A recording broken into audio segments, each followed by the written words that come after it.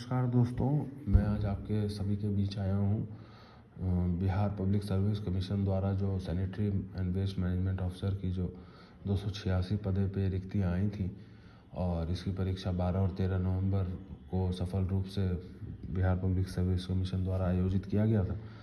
तो इसकी जो आंसर की है वो आयोग ने जारी कर दिया है और हर बार की जो परंपरा है उसको पालन करते हुए इस बार भी कितने सारे क्वेश्चंस हैं जो कि जिनके आंसर गलत दिए गए हैं। सेट मतलब अगर जनरल स्टडीज़ की बात की जाए तो इसमें क्वेश्चंस की संख्या फिर भी कम है, लेकिन अगर solid and liquid waste management वाले पोर्शन की बात की जाए तो इसमें क्वेश्चनों की संख्या 10 से ऊपर है। तो सबसे पहले हम लोग चर्चा करते हैं जनरल स्टडीज़ के क्वेश्चंस के बारे में। तो पहला सवाल, मैं चूँकि मेरा सेट बी था तो मैंने यहाँ पे सेट बी वो नोट कर दिया है, लेकिन यहाँ पे बाकी सेट के विद्यार्थियों को दिक्कत ना हो इसलिए मैंने सेट ए में ये कौन सा सवाल किस नंबर पे है वो भी डाल दिया है।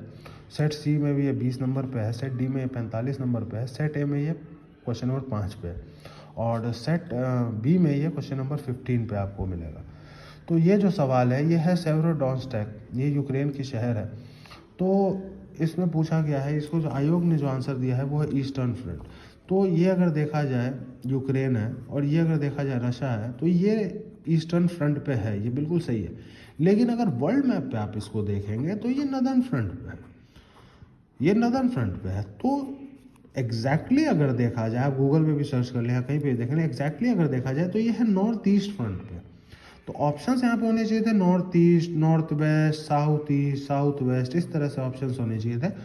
बट यहाँ पे ऑप्शन है नदर्न, ईस्टर्न, वेस्टर्न, सदर्न।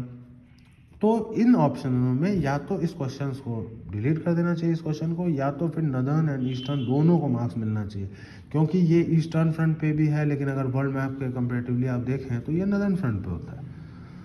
तो ये क्वेश्चन है जो कि विवादास्पद है। दूसरा जो क्वेश्चन नंबर 20 है, जो कि आपको सेट ए में क्वेश्चन नंबर 10 पे मिलेगा, सेट सी में क्वेश्चन नंबर 25 पे मिलेगा और सेट डी में क्वेश्चन नंबर 50 पे मिलेगा।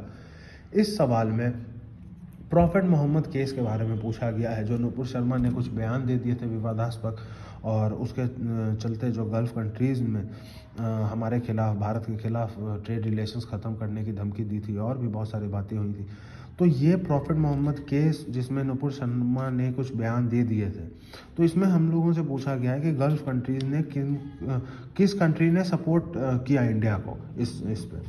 तो आयोग द्वारा जो आंसर दिया गया है वो दिया गया गल्फ़ कंट्रीज़। लेकिन गल्फ़ कंट्रीज़ ये कैसे इतना गलत हो सकता है पता नहीं, लेकिन गल्फ़ कंट्रीज़ ने ही तो हमारे खिलाफ थे, गल्फ़ कंट्रीज़ ही तो हमारे खिलाफ थे, जिसकी वजह से भारतीय जनता पार्टी को नुपुर शर्मा को निकालना भी पड़ गया प्रवक्ता के पद से। तो गल्फ़ कंट्रीज़ ही हमारे खिलाफ थे, तो गल्फ़ कंट्रीज़ हमारे सपोर्ट में कैसे हो सकते हैं?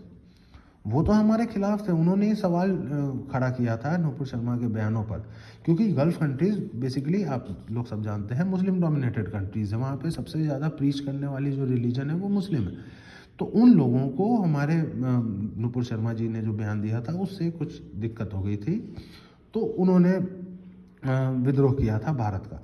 तो गल्फ़ कंट्रीज़ तो सपोर्ट कर ही नहीं सकते हैं। तीनों ऑप्शंस थे, चाइना थे, यूके था, यूएसए था, इन तीनों में से कुछ भी हो सकता है, बट गल्फ़ कंट्रीज़ तो हो ही नहीं सकता क्योंकि गल्फ़ कंट्रीज़ ने ही अपोज किया था। अब तीसरे क्वेश्चन पे चलते हैं। ये क्वेश्चन नंबर 22 है, जो कि सेट ए में आपको क्वेश्चन नंबर 12 पे मिल जाएगा, सेट सी में ये 27 पे मिल जाएगा और सेट डी में ये क्वेश्चन नंबर 2 पर है। ये है कि सुप्रीम कोर्ट ने हाल ही फिलहाल में क्या चीज़ को रद्द किया है, क्या चीज़ को रिजेक्ट किया है। तो आंसर जो बीपीएससी आयोग द्वारा दिया जा रहा है वो है मैसेकर ऑफ जाफरी, जो कि बिल्कुल सही है, ये मैं मना नहीं कर रहा हूँ कि ये गलत है, ये सही है आंसर। लेकिन इसी के साथ साथ मैसेकर ऑफ राजीव गांधी को भी रिजेक्ट किया गया है हाल फिलहाल में। अभी ये जब क्वेश्चन पेपर सेट हुआ था तब ये मैसेकर ऑफ जाफरी ये उस हिसाब से ये सही है, लेकिन क्वेश्चन सेट होने और एग्जामिनेशन होने के दरमियान बीच में राजीव गांधी के असैसिनेशन को भी कोर्ट ने खारिज कर दिया है। तो ये भी ऑप्शन होगा। तो चूंकि यहाँ पे ई का तो सवाल है नहीं, ई तो यहाँ पे अवेलेबल है नहीं हम लोग के पास ई ऑप्शन, तो इस क्वेश्चन को या तो रद्द किया जाएगा या तो सबको मार्क्स दिया जाएगा, क्योंकि इसमें से ये भी सही है, ये भी सही है, तो ये दोनों सही हैं। अब हम लोग आते हैं क्वेश्चन नंबर 44 पे। जो कि सेट ए का क्वेश्चन नंबर 34 पे मिलेगा आपको, सेट सी का 49 पे मिलेगा और सेट डी का आपको 24 पे मिलेगा। अब ये जो फ्री ट्रेड एग्रीमेंट इंडिया और यूके के बीच में जो फ्री ट्रेड एग्रीमेंट हुआ था FTA, उसके बारे में चर्चा किया गया है। तो ये हमसे सवाल पूछा गया था कि ये कब तक चलेगी, इसका अंत कब होगा। तो इसका जवाब है दीपावली तक। ये दीपावली तक जवाब हर जगह दिया हुआ भी था, ये बिल्कुल सही है। लेकिन आप जान कर हैरानी होगी कि ये फ्री ट्रेड एग्रीमेंट का जो ख़त्म होने का टाइम था, इसको अभी कैंसिल कर दिया गया है, रोक दिया गया है।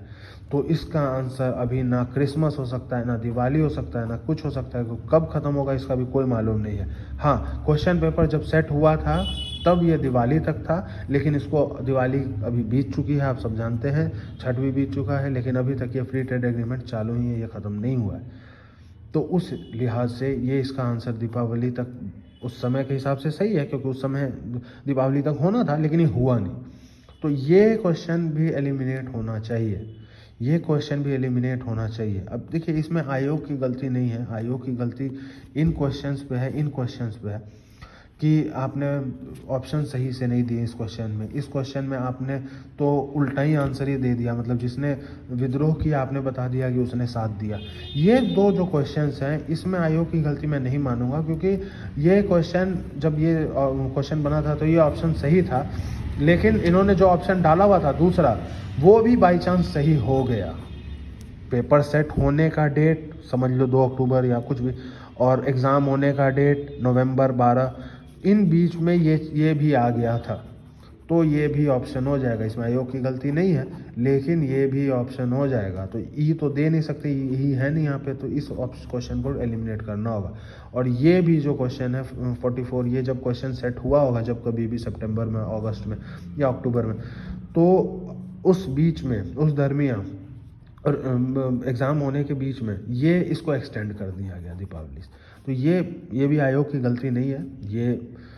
ये 2 सवाल हैं, ये 2 सवाल जो है आयोग की गलती नहीं है। ये 2 सवाल, तो ये इन चारों सवाल को या तो रद्द करना चाहिए, या तो सभी को मार्क्स मिलना चाहिए। इसमें किसी का बाई चांस ऑप्शन सही हो गया या उस हिसाब से मार्क्स नहीं दिया जाना चाहिए। तो अभी इस वीडियो के लिए इतना ही। अगले वीडियो में मैं मिलता हूँ, क्योंकि वीडियो ये काफ़ी लंबी हो जाएगी।